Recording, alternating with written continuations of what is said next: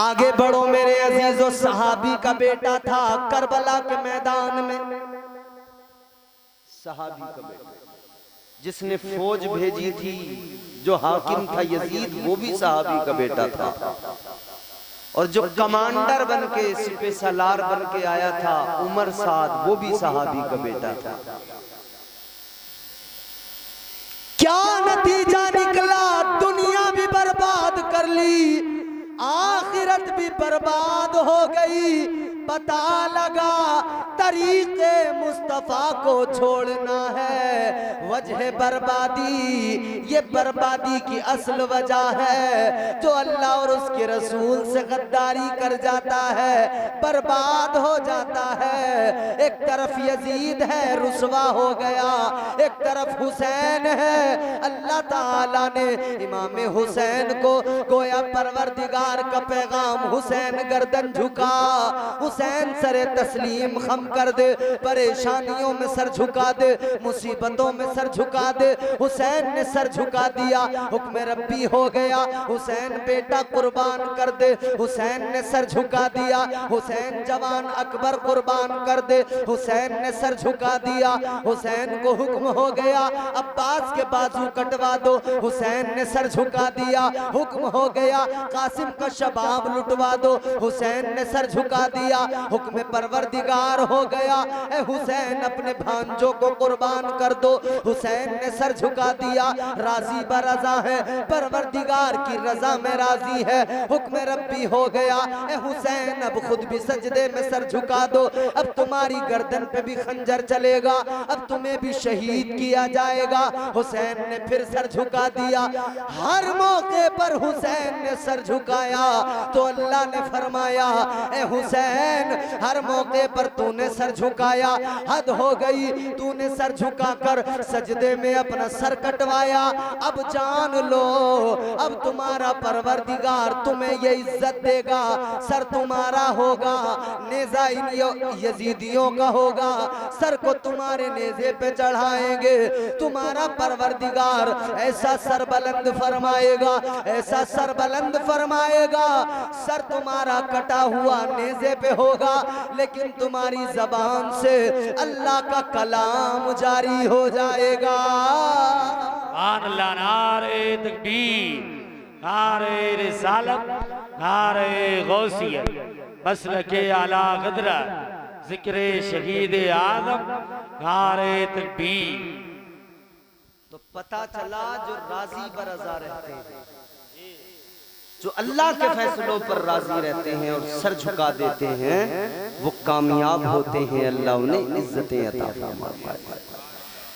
जल्दी जल्दी मेरी बातें सुनो, तकरीर खत्म करना है अजीजों। परवरदिगार आलम खालिक़े कायनात तुम्हारा मेरा खुदा, उसका एहसान है कि उसने हम पर आप पर ये करम किया कि उसने हमें हुजूर का उम्मती बना दिया, यानी हमें रसूल दिया।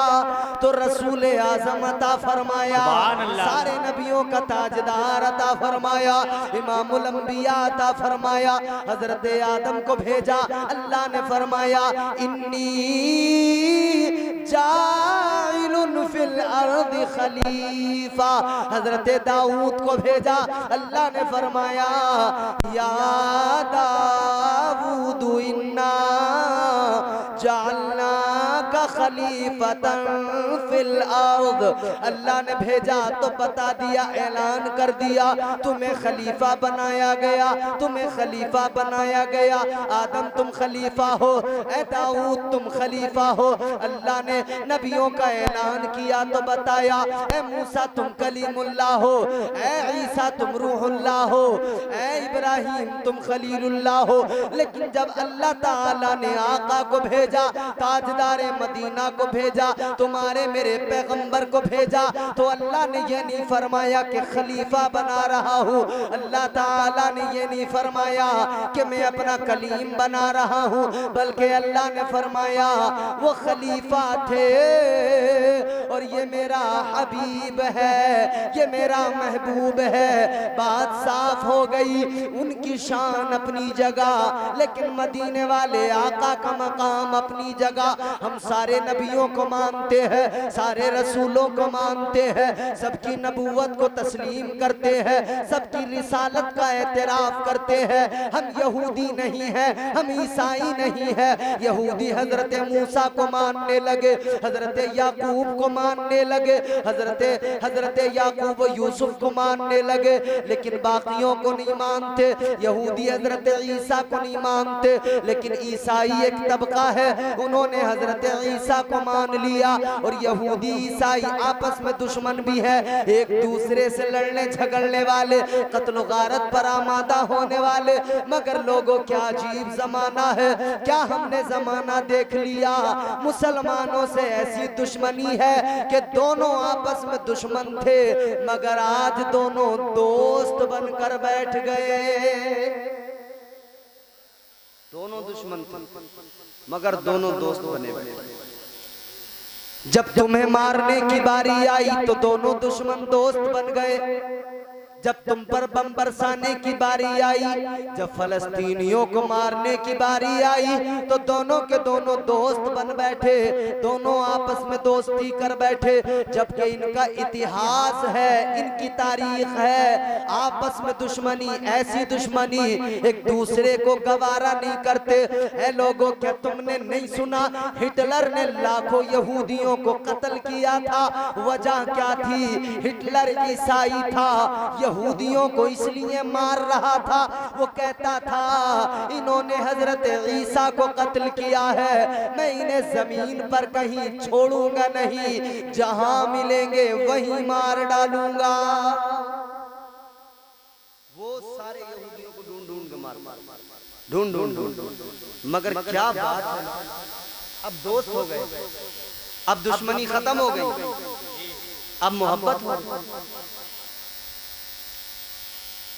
हजरत ईसा अलैहिस्सलाम को मानने वाले, इनका ये यकीन है कि यहूदियों ने हजरत ईसा अलैहिस्सलाम को कत्ल कर दिया, जबकि कुरान हमें बताता है कि हजरत ईसा अलैहिस्सलाम को किसी ने कत्ल नहीं किया, बल्कि अल्लाह ताला ने उनको जिंदा आसमानों पर उठा लिया। हजरत ईसा अलैहिस्सलाम को अल्लाह ताला ने आसमानों पर उठा लिया, और अल्लाह जो चाहे बोलो कर सकता कि नहीं?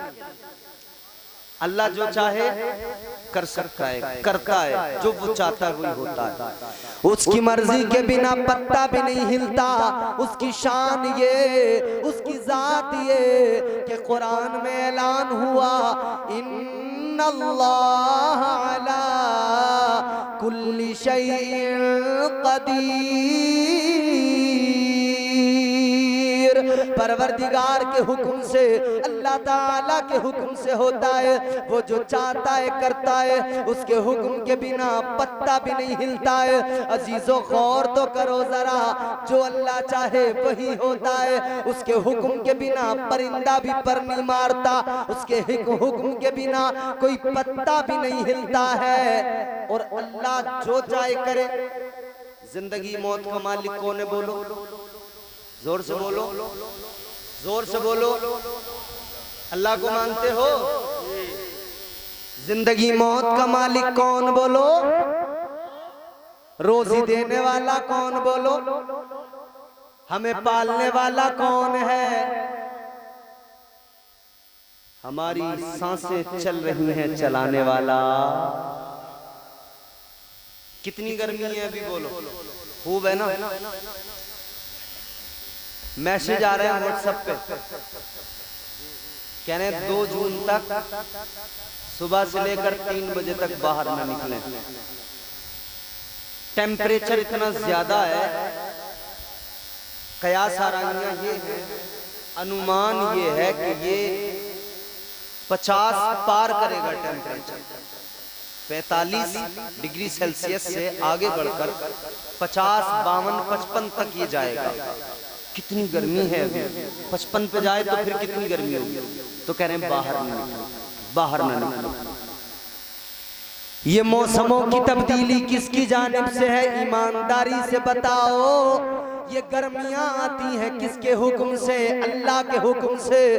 फिर ये गर्मियां खत्म हो जाती हैं। 50 डिग्री सेल्सियस टेम्परेचर पहुंचने के बाद में फिर 12 डिग्री नीचे आता है, ठंड होने लगती है। बड़े बड़े पहलवान सिमट जाते हैं, सुकड़ जाते हैं। ये मौसमों की बदलाव तब्दीलियां किसकी जानिब से?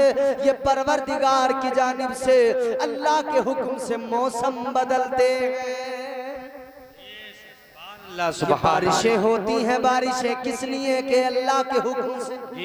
वो जो चाहे करे, जिंदगी वो देता है, मौत उसके हुक्म से। जब चाहे जिसे चाहे मौत दे दे, जब चाहे जिसे चाहे। अल्लाह ताला ने जब चाहा जिंदा किया, जब चाहा मार दिया, फिर जब चाहा जिंदा कर दिया। ये उसी की जात है।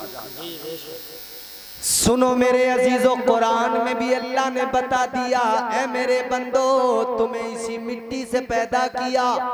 मिनहा खलकनाकुम व फीहा नुईदुकुम व मिनहा नुखरिजुकुम तारतन उखरा। अल्लाह ने फरमा दिया तुम्हें इसी मिट्टी से पैदा किया गया है, फिर एक दिन इसी मिट्टी में मिला दिया जाएगा, फिर बरोज़े क़यामत इसी मिट्टी से तुम्हें दोबारा उठाया जाएगा। अच्छा, मौत आएगी, मरेगा इंसान, लेकिन मैं आपको एक बड़ी अजीब सी बात बताता हूं। अल्लाह ताला परवरदिगार जब जो चाहे करता है। एक मौका ऐसा आया है 70,000 लोग एक झटके में मर गए। कितने? एक झटके में। एक अल्लाह ताला के पैगंबर हैं जिनका नाम है जनाब हजरत हिज़कील अलैहिस्सलाम। हजरत हिज़कील अलैहिस्सलाम आप को ज़ुल्किफ्ल भी कहा जाता है, इब्नुल अजूज भी कहा जाता है। ज़ुल्किफ्ल इसलिए कहा जाता है कि तकरीबन 70 अंबिया इनकी कफालत में यहूदियों के शर से महफूज हुए, जिन्हें यहूदी कत्ल करने वाले थे। इनकी कफालत में, इनकी वजह से वो सारे के सारे यहूदियों के मंसूबा साजी से और उस तमाम चीजों से बच गए, महफूज हो गए। दुश्वार तो नहीं हो रहा? हजरत हिज़कील अलैहिस्सलाम की कौम में एक मर्तबा शहर में क्या हुआ, ताउन की बीमारी फैल गई। लोगों को डर लगा कि यार मर जाएगा, तो मौत के डर से भागे। इंसान मौत के डर से भागता है, सोचता है कि मौत के डर से भागूंगा बच जाऊंगा, बच नहीं सकता। जब आ गई फिर कोई बचा नहीं सकता। कर ले जो करना है, आखिर मौत है, एक दिन मरना है, आखिर मौत है। ये जिंदगी अल्लाह ने अता की है, एक दिन जब वक्त मुकम्मल होगा, सांसें पूरी होंगी, मौत आ जाएगी।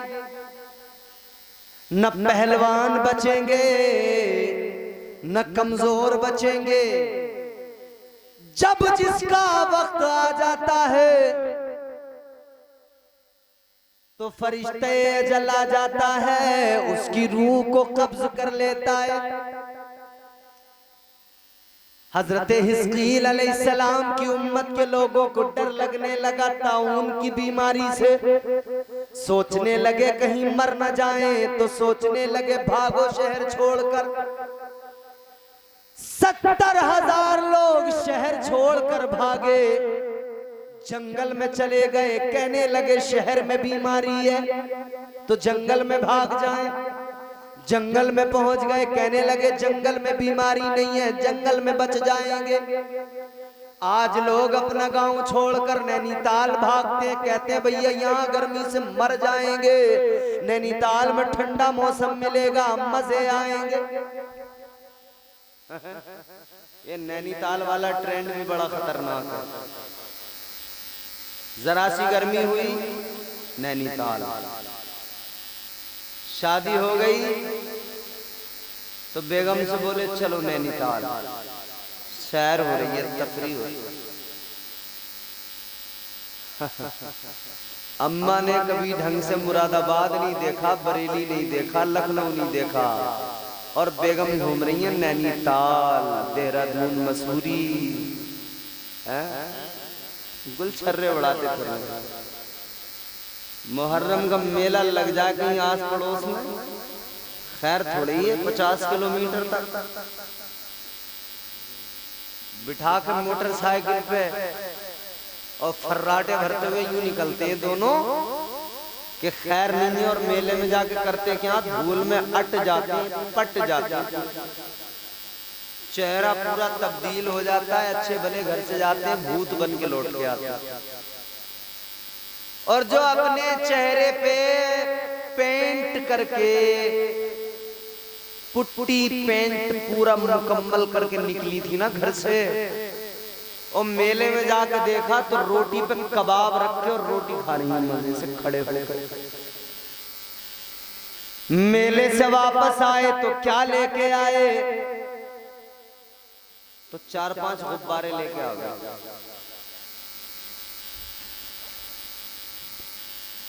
कहां मेरे अजीजों, कहां है हम लोग, किस तरफ है? अपनी औरतों को बेपर्दा घुमा रहे हैं, अपनी औरतों को नैनीताल मसूरी के नाम पर बेपर्दा कर रहे हैं। फिर जब गैर हमारी बहनों का नकाब छीनते हैं, हम तड़पने लगते हैं, हम चीखने लगते हैं, हम कहते हैं या अल्लाह घर घर में मुस्कान पैदा कर दे।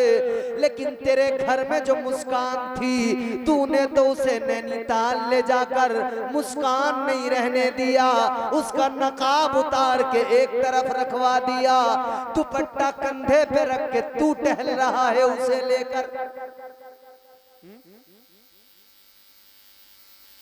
बस कोई जरा सा कोई मामला बनता है ना, कोई नेशनल इश्यू बनता है कोई, तो हम लोगों की गैरत ईमानी जाग जाती है, हम लोग उस वक्त में बड़े दीनदार बन जाते हैं। अरे साहब ये क्या हो गया, अरे साहब बड़े जुल्म है, अरे साहब बड़ा ऐसा है, अरे साहब बड़ा, अरे साहब मुसलमानों के घरों पे बुलडोजर चल रहे हैं, अरे साहब ये हो रहा है। मुसलमानों के घरों पे चलते बुलडोजर तो नजर आए, रोने तो लगे, मगर कभी देखा कि हमने कितने घर उजाड़ दिए, हमने कितने अपने भाइयों को बर्बाद कर डाला, उसका कभी कोई ख्याल नहीं आया, कभी कोई मलाल नहीं आया। बोलो, जब अपने भाई का घर बर्बाद किया, क्या कमी छोड़ी, कोई मलाल नहीं आया। इतना सताया, इतना सताया, इतना सताया, वो गांव छोड़कर जाने पे मजबूर हो गया। तब कोई मलाल नहीं, तब तो कोई मलाल नहीं हुआ।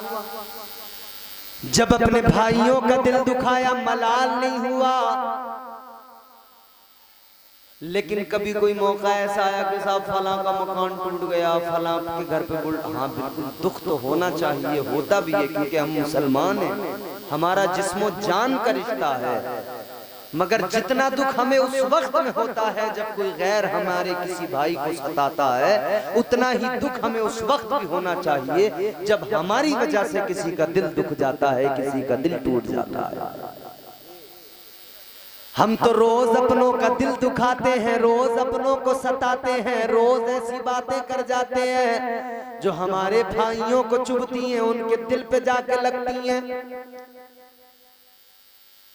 आदमी को कोई मारे वो मार भूल जाता है, लेकिन जो बात दिल पे लगती है वो हमेशा तकलीफ देती है, हमेशा वो बात दर्द पहुंचाती रहती है, हमेशा उस बात का दर्द रहता है। तो कभी ये भी सोचो हमने किसे किसे तकलीफ पहुंचाई, हमने किसे किसे अपने जुल्म का निशाना बनाया।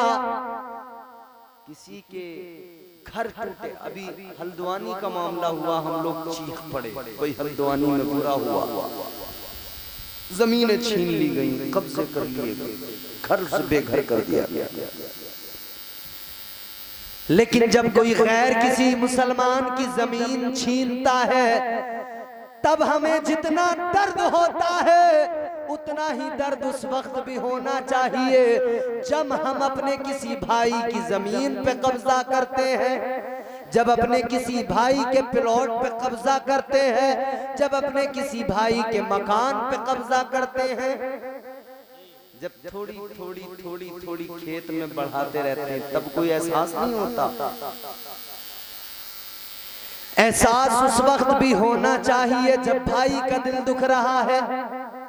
याद रखना मेरे अजीजों, अगर किसी का दिल दुखाया, अगर किसी को इधर सताया, अगर किसी के दिल को चोट पहुंचाई, अगर किसी का दिल दुख गया, अगर किसी का माल गसब कर लिया, अगर किसी को चोट पहुंचाई, अगर किसी पे जुल्म किया है, अगर किसी की जमीन मारी है, अगर किसी के मकान पे कब्जा किया है, अगर किसी के प्लॉट पे कब्जा किया है, याद रखना ये हुकूकुल इबाद है।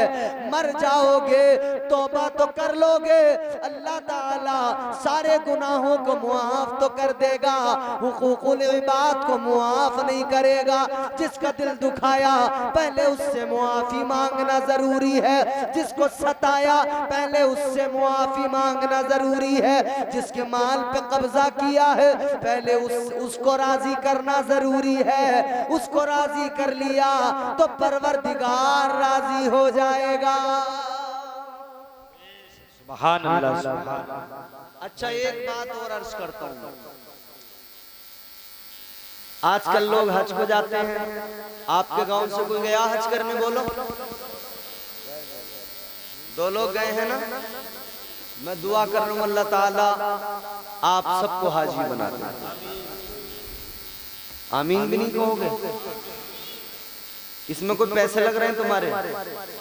जोर से बोलो आमीन। 2 लोग गए हज को हैं, माशाअल्लाह, मियां बीवी, अल्लाह उनका हज कराए, अरकान हज अदा करें, परवरदिगार खैर व आफियत से उनका हज मुकम्मल कराए। हमारे यहाँ एक काम और हो रहा है, मैं पूरे मुल्क की बात कर रहा हूँ या बर्रे सगीर एशिया के और दीगर मुमालिक जो हमारे साथ हैं उन सब की बात कर रहा हूँ। मौलाना बिलाल साहब, होता क्या है जब हज करने का इरादा करते हैं ना हम और दरख्वास्त मंजूर हो जाती है तो फिर पहले तो चलता भैया दावतों का दौर, इसके यहाँ दावत, उसके यहाँ दावत, इसके यहाँ दावत, उसके यहाँ दावत। अच्छा, उसके बाद में फिर ये रखते हैं अपनी जानिब से बड़ी दावत, मगर साथ ही साथ एक काम और होता। मैं हज को जा रहा हूँ, बिलाल साहब के पास आए, कारी बिलाल साहब हज करने जा रहे हैं, कोई गलती हमसे हो गई हो तो हमें माफ कर देना, अगर दिल दुखा हो तो हमें माफ कर देना, कारी दिलशाद साहब माफ कर देना, अगर कुछ आपका हम पे हो तो माफ कर देना। माफिया मांग रहे हैं, होता है कि नहीं? बोलो। अरे भैया, आपके यहाँ भी होता है? नहीं होता है? मस्जिद में खड़े होकर मांगते हैं ना माफी, भैया माफ कर देना। हज को जाते वक्त माफी मांगने वालों, जरा माफी मांगने की जरूरत ही क्यों आ रही है? पहले ये सोचो कि जिसका किसी का हमने माल मार लिया है उससे माफी क्यों मांग रहे हैं, उसका हिसाब करें, उसका माल दें, हज को जाएं, कोई माफी मांगने की जरूरत ही नहीं है। अरे समझ में आ रही है ना बात? जी जी।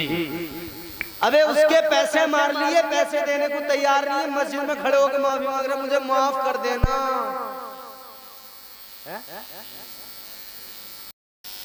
हजरत आदम अलैहिस्सलाम ने फरमाया कुर्बानी करो।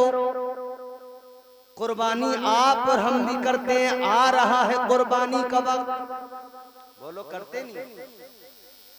अब बाजारें देखो भरी हुई मिलेंगी और लोग जो है ना गाड़ियां भर भर के बकरे ला रहे होंगे और कई लोग अपने घरों में रंग से, कलर से, लाल कलर से अपने बकरों पे अल्लाह लिखेंगे। और कहेंगे कि ये बकरा तो 1 लाख रुपए का, इस पे अल्लाह लिखा हुआ है। ऐसे ऐसी मक्कारियां यार, अल्लाह रहम फरमाए, हद हो गई।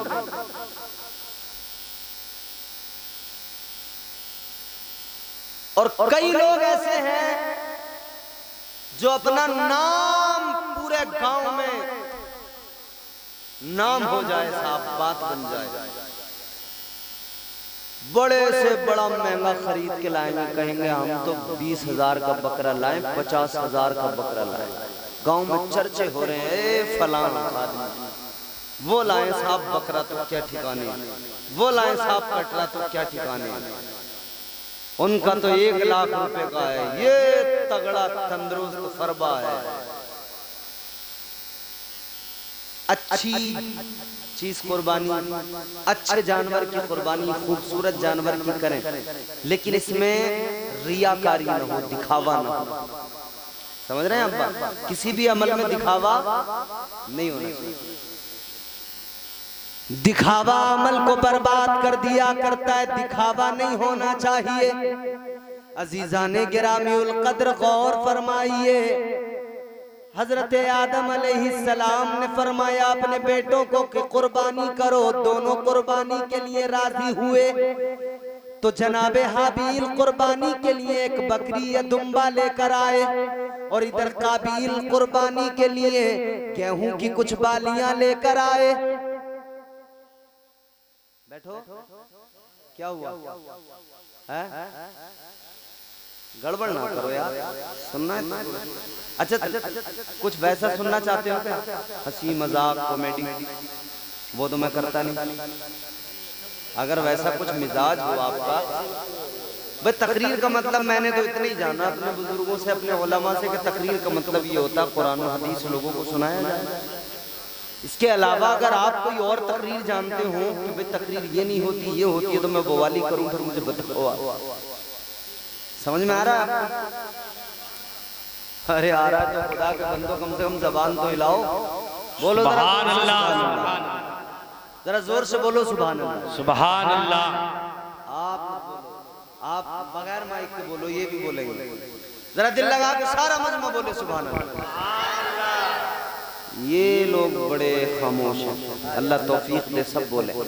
याद रखो, अगर किसी को ये डर होना कि मैं सुभान अल्लाह कहने की वजह से शहीद हो जाऊंगा, तो ये समझ लेना कि शहादत का मर्तबा बहुत बड़ा मर्तबा है, बगैर हिसाब किताब के जन्नत में चले जाओगे इंशाअल्लाह। तो जरा दिल लगा के बोलो, लहरा के सुभान अल्लाह, और मोहब्बत से बोलो सुभान अल्लाह। कुर्बानी के सामान दोनों लेकर आए, एक अपनी बकरी या दुम्बा। एक ने क्या किया, काबिल ने गेहूं की कुछ बालियां, वो भी इतनी खास नहीं थी, वो लाकर रख दी, मैदान में रख दी गई। कुर्बानी किसकी कबूल हुई? जनाबे हाबील की कबूल हुई। आग आसमान से आई, उस बकरी को उठाकर ले गई, कुर्बानी कबूल हो गई। हजरत आदम अलैहिस्सलाम ने फैसला कर दिया, ऐ मेरे बेटे, अब तो अल्लाह ताला ने फैसला कर दिया, कुर्बानी अल्लाह ने तुम्हारे भाई की कबूल की है, अब अल्लाह की रजा में राजी हो जाओ। फैसला परवरदिगार ने कर दिया, अब अकली माँ से निकाह की जिद छोड़ दो। लेकिन ये उसके बावजूद भी नहीं माना, कहने लगा मैं हरगिज इसको नहीं मानूंगा। अपने भाई हाबील से कहने लगा, ए हाबील, मैं तुझे कत्ल कर दूंगा, मैं तुझे मार डालूंगा। जनाबे हाबील ने कहा, सुन ले, अगर तू मुझे कत्ल करने आएगा, अगर तू मुझे मारने आएगा, तो ये भी जान ले मैं तुझ पर हाथ नहीं उठाऊंगा, मैं पलट कर वार नहीं करूंगा, इसलिए कि तू मेरा भाई है, तू भी उसी बाप की औलाद है, मैं भी उसी बाप की औलाद हूँ। इससे ये भी पता लग गया, नेक भाई वही है जो अपने भाई पर हाथ न उठाए, अच्छा भाई वही है जो अपने भाई पर वार न करे, अपने भाई का दिल न दुखाए, अपने भाई को बुरा भला न कहे, अपने भाई को मारने की बातें न करे। आज घरों के हालात हमारे आपके क्या है, भाइयों में झगड़े हैं, रात दिन लड़ाइयाँ हैं। जैसे शादी हो गई, शादी के बाद में फौरन झगड़े शुरू हो गए, लड़ाइयाँ शुरू हो गई। और अजीब तमाशा है, दो औरतें अलग अलग जगहों से आई, इन दोनों में नहीं बनती है, इनकी वजह से पूरे खानदान में झगड़ा है। दो औरतों की वजह से पूरे खानदान में लड़ाई पैदा हो गई, पूरे खानदान में झगड़ा पैदा हो गया, सारे लोग आपस में लड़ने लगे, अलग साझा हो गया, दीवारें घरों में खड़ी हो गई, दीवारें लगा दी गई, घरों का हाल ये हो गया। अल्लाह अकबर कबीरा। अजीज़ादे गिरामीउल कद्र गौर फरमाइए, भाई भाई पे गोली भी चला रहा है, भाई भाई पे खंजर भी चला रहा है। ये कैसा नाजुक जमाना आ गया, अल्लाह रहम फरमाए। उधर भाई ने बरजस्ता कह दिया था जनाबे हाबील ने, ऐ काबील अगर तू मुझे मारने आएगा मैं तुझ पर हाथ नहीं उठाऊंगा, मैं पलट कर वार नहीं करूंगा, इसलिए कि तू मेरा भाई है, मुझे तुझसे मोहब्बत है, मुझे तुझसे प्यार है। तू अपने आप को बदल डाल, अपने किरदार और कैरेक्टर को बदल दे, अपनी जिंदगी को बदल डाल। अल्लाह अकबर कबीरा। लेकिन ये नहीं माना, जिद पे अड़ा रहा। एक दिन मौका मिला, इसने जनाबे हाबील को कत्ल कर डाला, जनाबे हाबील को इसने मार डाला। खुदा की कसम, जब इसने जनाबे हाबील को कत्ल किया है, तारीख गवाह है, जमीन पर कई दिन तक जलजला रहा, जमीन हिलती रही, जमीन कांपती रही, जमीन थरथराती रही। लोगों पहला कत्ल जमीन पे हुआ, पहला मर्डर जमीन पे हुआ, भाई ने भाई का कत्ल किया। वजह क्या है? एक औरत की वजह से किया, एक निकाह की वजह से किया, एक शादी की वजह से किया, और दूसरी वजह के हसद उसके दिल में पैदा हुआ, हसद की बुनियाद पर वो कत्ल किया गया। ताजदारे मदीना के गुलामों, बात बड़ी साफ है, हसद भी वो बुरी बला है जिसकी वजह से आदमी कत्ल करने तक पे आमादा हो जाता है। और ये औरत का चक्कर भी इतना बुरा है कि इसी में इंसान कत्ल करने पर भी आमादा हो जाता है। तो काम वो करे जो काम शरीयत जिसकी इजाजत दे, जो हुजूर की तालीमात। हजरत आदम अलैहिस्सलाम का बेटा था, लेकिन पहला कत्ल उसने किया अपने भाई का।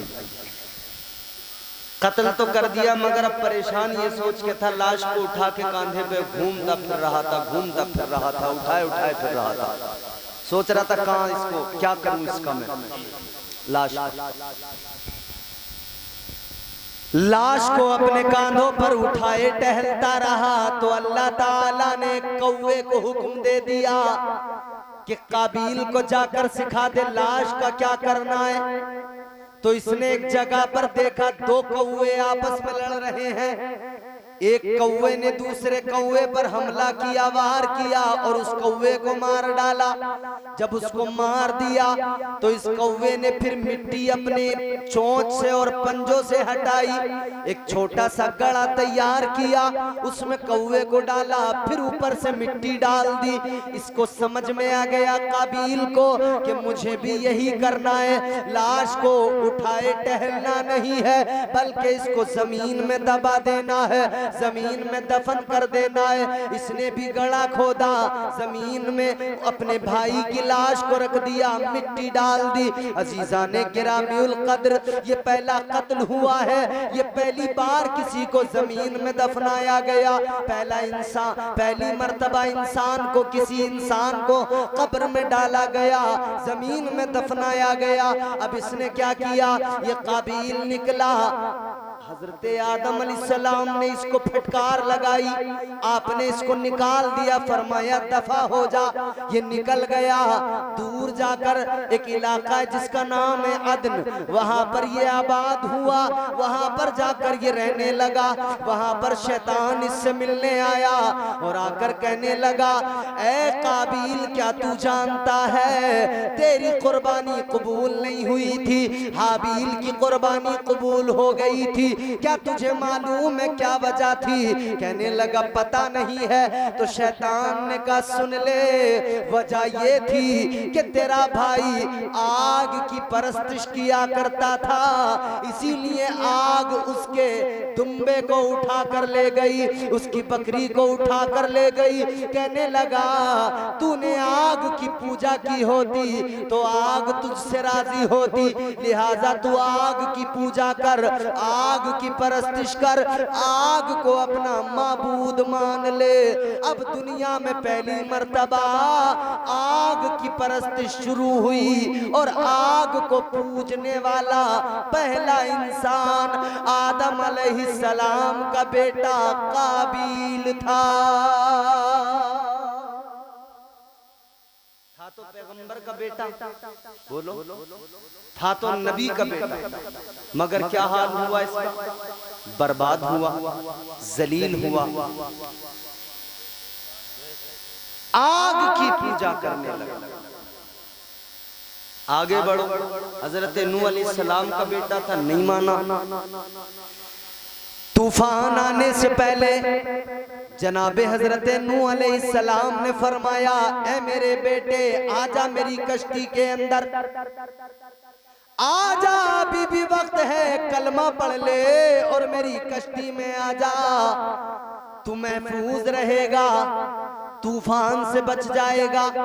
कहने लगा ऐ नूह अलैहिस्सलाम सुनो, मुझे आपकी कश्ती की जरूरत नहीं है, मैं पहाड़ की बुलंदी पे चढ़ जाऊंगा, महफूज हो जाऊंगा। हजरत नूह अलैहिस्सलाम की बात नहीं माना, कश्ती में नहीं आया। क्या हुआ? गर्क हो गया, पानी में डूब के मर गया। पैगंबर का बेटा था, बच न सका। बोलो, बचा तो नहीं? पैगंबर का बेटा था, बच न सका।